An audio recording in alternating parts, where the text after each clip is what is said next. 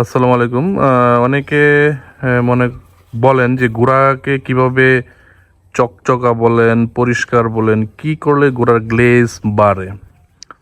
আমরা যে কাজগুলো করি প্রত্যেকদিন সকালে খাবারের পরে আমরা ঘোড়াগুলো বাইরে বের করে এই কাজটা করি। এই কাজটা যে কাজটা করা হচ্ছে এটাকে বলে গ্রোমিং বলে, ব্রাশ করা বলে।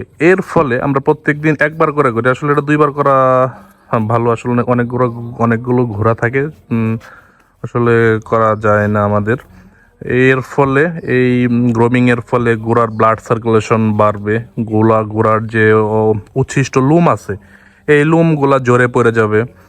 এর ফলে ওর গ্লেসনেসটা বাড়বে, ব্লাড সার্কুলেশন বাড়বে, ঘোড়া দেখতে সুন্দর থাকবে, বড় লোমগুলা পড়ে যাবে। এর বৈশিষ্ট্য হলো এটা এটা আমরা খরা আছে আর একটা নারিকেলের ছোবার যে রশি আছে, এগুলো পেঁচায় আমরা হাতে বানাই নিয়েছি।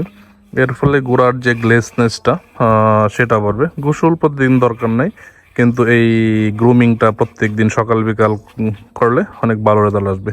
সকলকে ধন্যবাদ। সালামু আলাইকুম।